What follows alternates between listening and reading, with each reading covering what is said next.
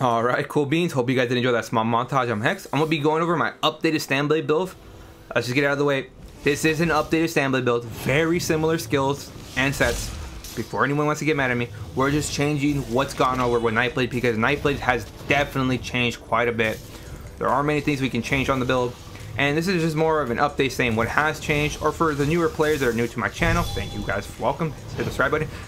Just kind of showing you what Nightblade is. Nightblade is honestly one of the strongest classes in the entire game, and in my opinion is probably the best 1vx class in the entire game. Nightblade is the only class, in my opinion, that you can burst anybody in this game. You can burst any sweat, you can 1vx with it, and you can basically be almost immortal. And against a sweat, you can actually catch a sweat off guard, which is just amazing. That's what I like about StamBlade. You hit ridiculously hard, you have great sustain, you're very tanky, and obviously you have cloak. Cloak is one of the most polarizing skills in the entire game. Either it works and it's the most broken thing in the game, or it breaks every half second and just pulls you out, which is just dumb to think about. However, this build obviously just makes this almost this, but the beauty about this build is basically we're almost doing true damage to a target. On this build, we're pushing over 15k penetration just base. That's before major or minor breach or a monster set proc. That's before all that. How exactly we get this strong build in order? Stick around to the end, I'll show you exactly how. But before we get started, please hit the subscribe like button. Really goes a long way, greatly do appreciate it.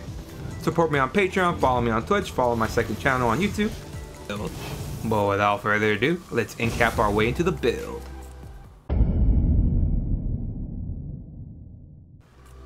Alright, so for the skills, they're pretty much going to be very similar from the last video I made. We're just going to be going over a little bit of more things that got changed, because a few things actually did get changed. So let's go over it. Power extraction, honestly a very strong skill. It does damage, which is okay, I mean whatever. The whole thing is when you do damage to a target, you get 20% weapon and spell damage for 30 seconds plus minor courage, over 200 weapon and spell damage for 30 seconds. And any enemy you hit with this AoE, you reduce their weapon and spell damage by over 200. It's such a good skill. This is hardly ever used for damage. Yeah, you can catch a Nightblade at a stealth with this, or even catch someone with a sliver health mid roll dodge. It has happened, but mostly they're just for the buff.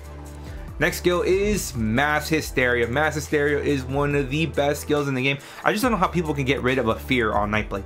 Fear is what sets up your combo. You basically fear a target, basically stun them for 5 seconds. They can't move, they can't do anything if they don't CC break. And if they don't have the standard CC break, well, good luck. Hope there's a keeper die for them to res that.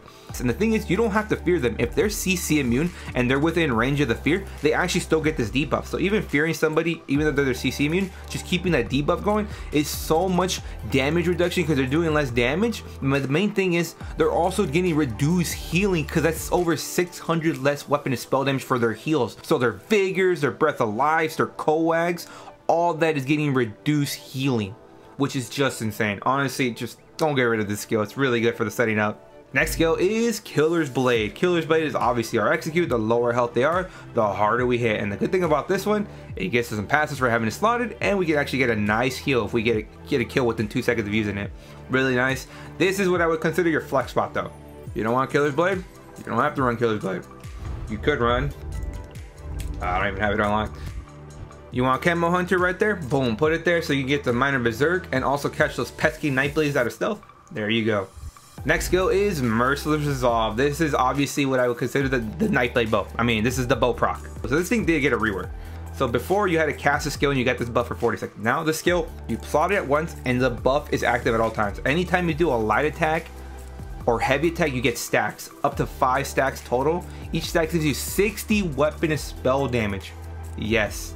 So up to 300 weapon and spell damage, and at full stacks, you convert this to the bow proc, which hits ridiculously hard. I mean, look at that. Almost 16k on this build, unbuffed by the way.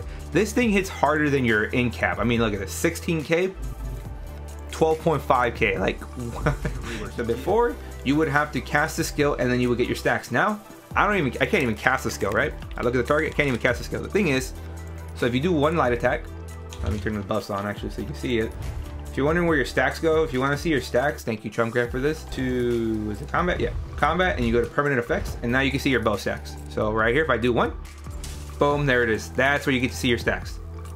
So if I do another light attack, I get 2 stacks. The thing about this is, it doesn't matter what bar you are.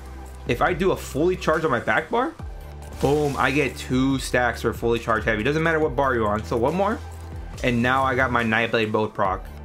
And there you go. Now this is what's gonna hit ridiculously hard. So no longer do you have to fear that thing dropping. You can just have it up at all times. So when you're ready to go for your combo, basically all you're gonna do, just hit them up, Incap into a bow and hope it crits. It didn't crit. But still, that's how your combo is, and that's pretty much simple as that. Like, that thing hits ridiculously hard. Don't get rid of the skill, it's just too powerful. Next skill is surprise attack. This is obviously our spammable, does a ridiculous amount of damage. Like, it's instant cast, does a absurd amount of damage, and puts stun on the target. It's just crazy. And you also have that flavor of setting them off balance and always critting every 3 seconds from behind. Like, it's just a good skill, very good spammable. And for our ultimate, obviously we do run the power that is Incap. Incap is what sets up the burst. It is what makes a Nightblade super toxic. You deal damage to an enemy and you mark them 8 seconds. This thing got buffed to 8 seconds, which is just dumb to think about. And that makes it take 20% bonus damage from all your damage. You do 20% more damage if you hit that Incap. Okay, so for our back bar, we do run Race Against Time. This is obviously our standard unit that just happens to grab Major Expedition and Minor Force. If you don't want to grind this skill, because I understand grinding Sigic's kind of annoying sometimes, you could run the Blur skill back here and run Phantasmal Escape, and you'll be set. The only thing is you're going to be dealing a lot of crit damage, and you won't have that burst speed, which is really good for setting up, you know, getting away, just getting away. Next skill is Elemental Susceptibility, or most commonly referred to as LA Sus. This is how we get Major Breach on the build. Basically getting 6k armor shot on a target. It's free to cast, which is just dumb to think about. And anytime you initially cast a skill, or every 7.5 seconds after, you apply Burning Chill and Cuss on the target. And we all know what happens when you put Chilled on a target with an Ice Staff equipped, which we do have. We put Minor Bird on them, making them take 10% bonus damage from all crits. Your crits, the enemy alliance crits, like it all crits. Next skill is Resolving Vigor. This is obviously our burst hot. Heal a lot over 5 seconds and grasps Minor Resolve. Next skill is Shadowy Disguise. This is basically the most toxic skill in PvP. You basically become invisible for 3 seconds. You dodge almost all incoming attacks. You are invisible, no one can see where you're going. And as of this patch, I don't know why they made it like this. While this ability is slaughtered, you get 12% crit on both bars. There you go. You get your major crits on both bars just for having to slaughter it on 1 bar. Next skill is Healthy Offering. This is basically obviously our burst heal. Heals a lot. It does have that little downside of, you know, doing damage to us, but we put Minor Mending on ourselves, so we're basically gonna out heal the damage we do anyway, so what does it matter? And for our back bar ultimate, we do run Temporal Guard. This is obviously just there for the passive minor protection while slotted. But if you don't have Sigic or don't want to grind it, because I understand, then you could just put what's the one? Soul Siphon back here. Get a big old burst heal and get major vitality to you and your allies. Alright, but enough of that. Let's go with the stat sheets. So for our stat sheets, we're going to be popping a simple tripod. The crown tripods or the crafted ones, they both work perfectly fine, and that's all we need. So max mag over 17.5k, max health over 31k, and our max damage is shy of 23k, and our recut's fully buffed. So to proc your fully buffed, all you need to do is be in combat, boom, pop a Race Against Time, and you proc your back bar set. Mag recup over 2200, and our stand recup is over 2300. Wow. And now for our fully proc weapon and spell damage, simple. So all you need to do is just make sure you have all your 5 stacks. 1, 2, 3, 4, 5. It stays there forever. Then run Power Extraction, and there you go. That's our fully proc weapon and spell damage. Look at that. Weapon and spell damage is shy of 5600, and our weapon crit is just shy of 38%. We have over 37% chance of critting. Might look a little low, but look at that penetration. Yes, you are looking at that right. That is non-Battleworks. 15k, over 15k penetration.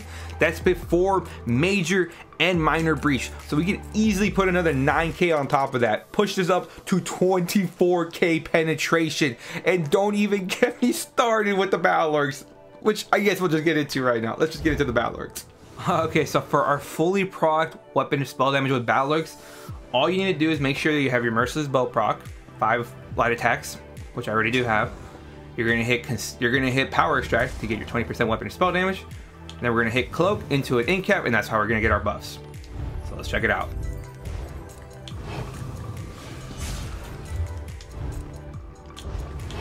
Look at that, weapon and spell damage over 6,500, just shy of 6,600. That's before our major and minor breach. So we're guaranteed gonna have major breach on them. So we're easily gonna push that over to 32k. We basically have 32k. So yeah, that's insane. With the extra major and minor breach on the build, which is almost another 9k, we easily are pushing over 35k penetration in full balors. We are basically doing true damage to a target. In PvP, there really is no such thing as over penetrating.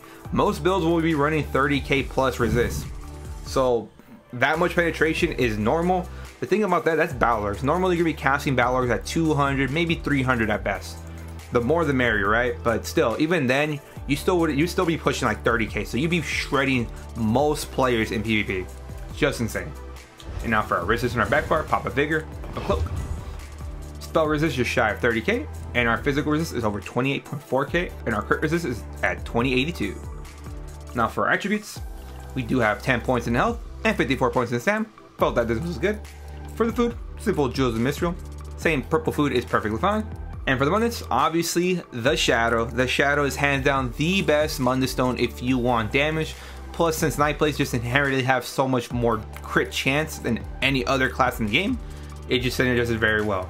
If you are having more sustain issues, then you could run the Serpent, because I know in this build we were actually having some stam sustain issues.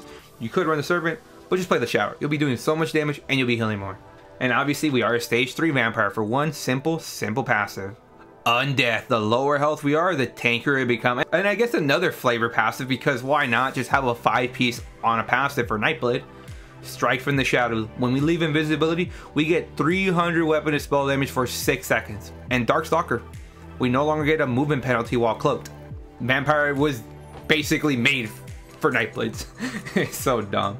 And for our race, I am a kitty cat. I mean, Khajiit. Yes, we are a Khajiit. We've been a Khajiit for a long time now, and it's honestly one of the best races out there. It's on a use to universal. I run this on both. You put a Khajiit on a Nightblade, you could run mag or stam and feel no downside. Honestly, be the best race for both, to be honest. You get robustness, increase our mag health and stam recover by 90. Okay, I guess. Lunar Blessings, increase our max health and max stam by over 900. Okay, I guess. But the main thing of all, obviously, that makes up the whole Khajiit passes is Feline Ambush. Increases your critical damage and critical healing by 12%. This is basically another free Shadow Mundus on a racial passive. Like, this thing is ridiculously good. Some great alternatives. For StamBlade, you could be an Orc. Orc would be really good. Dark Elf is actually really good. I was a Dark Elf for a long time. Khajiit could be really good. Khajiit, don't sleep on Khajiit. Nord could be okay. Imperial would be actually really good. I forgot my Imperial. Imperial would be really good on this. Anything else I'd kind of maybe stay away from. Don't be a Red Guard. Red Guard is really bad. Alright, but enough of that. Let's go over the sets now.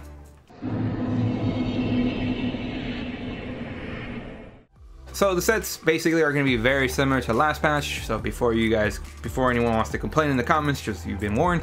First set we do run, obviously in the back bar, we do run my favorite of all time for stam builds, Wretched Vitality. Wretched Vitality is one of the best sets for open world. The thing is, I play 1vx. What I got is what I got. Wretched Vitality basically makes you have almost infinite resources. Being able to get to 390 base magicka and stamina recovery. Yes, that's base. So you can add an extra 30% for pots, 15% for your miners, 15% for being a Nightblade. Like, you could easily shoot this up to like 600 plus recover both. It's just insane.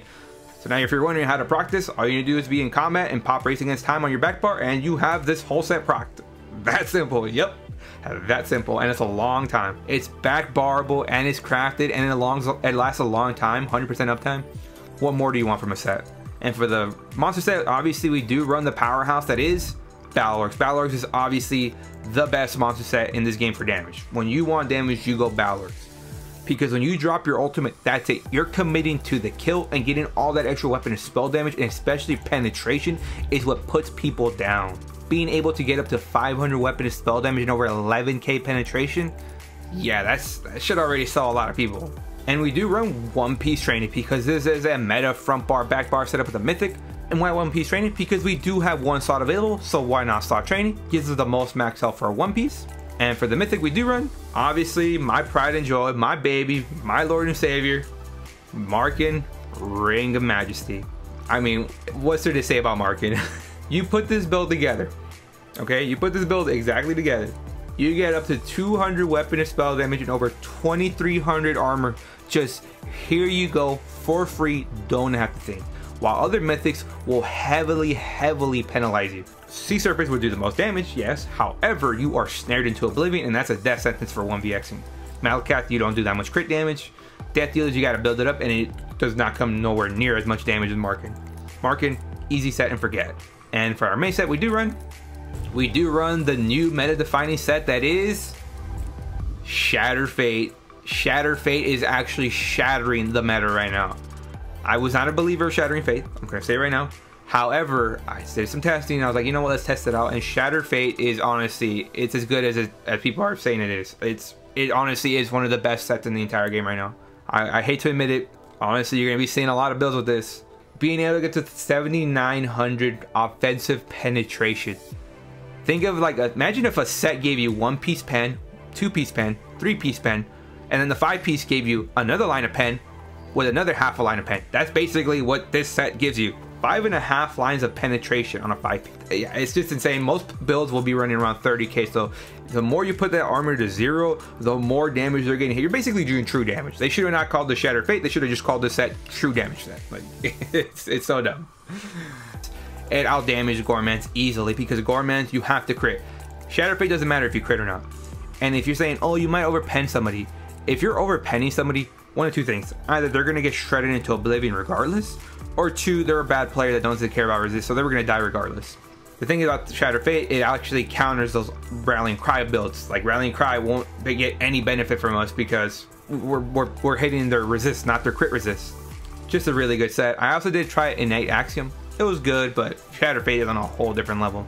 So now how do we run this? So for the front bar, we do run double axes of Shatter Fate. Double axes, 12% more crit damage done on the front bar. I mean, we're a Nightblade, we're gonna be critting more often. 12% damage, that's a lot of damage. On the main hand, we do run Nirnhone, because please, on the main hand, make it Nirnhone, it makes a difference. With an Azor Stam enchant, good for the stance the same, but they'd be able to proc Minor Breach, because we're not always guaranteed to have Breach from surprise attack. And for the offhand, we do run a shock damage enchant, good for the damage, mostly there to keep Minor Vuln up just in case Ellie Sus does fall. And sharpen, obviously, because I stated earlier, penetration is king. If you do want to swap this out to precise, go ahead, I understand. Push that up to 40% crit chance, would be really nice. And for the back bar, we do run an Ice Staff of Wretched Vitality. Obviously an Ice Staff, because it does give us block mitigation and block cost reduction. And casting Ellie Sus on this will always give us Minor Brittle, because we do have an Ice Staff equipped. And we actually do run a poison on this, a Drain Stamina Poison.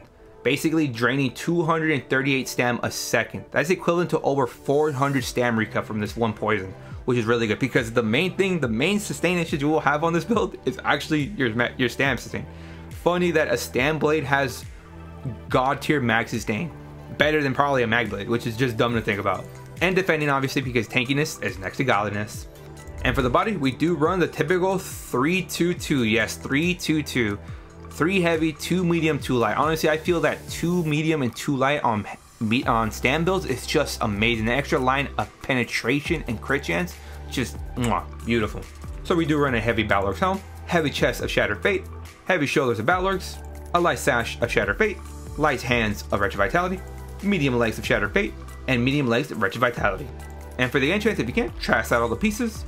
And if you can't do that, try stack the big pieces. What I mean by that is head, chest, and legs. And if you can't do that, max stam is perfectly fine. Just adjust your health attributes at the end. And for the traits, typical Seal of Approval hex traits: 6 M-Pen, 1 Reinforce. Yes, 6 M-Pen, 1 Reinforce. The only reinforced piece I have is a heavy chest of Shatter Fate Reinforce and the rest M-Pen. However, if you do want some more well-fitted or some more heavy reinforced pieces, go ahead. That's what I like about builds. We fit to our playstyle. And for the jewelry, we do run a Necklace of the Training, Ring of Wretched Vitality, and a Markin Ring of Majesty, because it only comes in a ring, duh. All with infuse, all with weapon and spell damage, preferably the ones that grant stam recov. If you have some or all with mag recov, wouldn't make or break the build. And for the food, good old Joseph Mitchell saying that purple food is perfectly fine, gives a lot of max health and recov everything. But if you got deep pocket or don't want to spend a little extra, or Zaka Smoke Bear Haunch gives you about 400 more max health and slight more recov.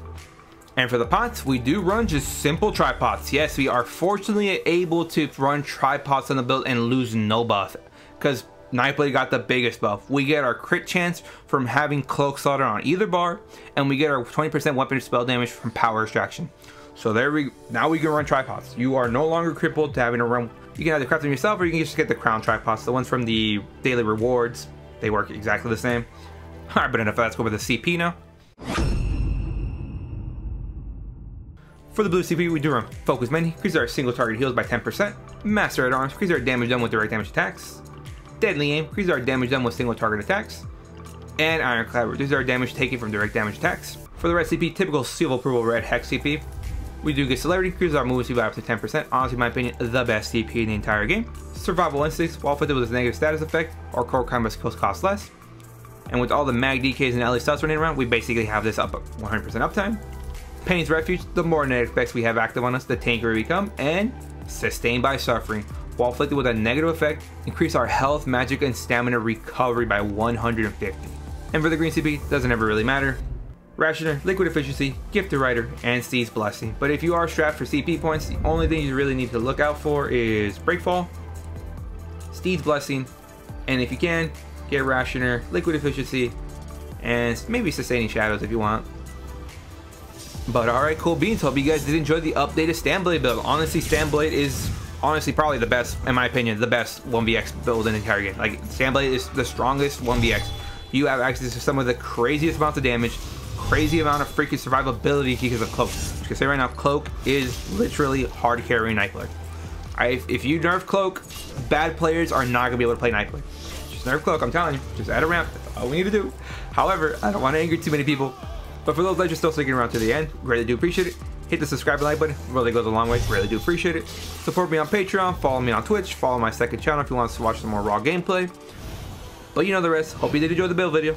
Like the video if you liked it, comment your thoughts or experiences with the build. Also anything I might have missed out, what video I should do next. Subscribe for more, but most importantly, stay Zerged.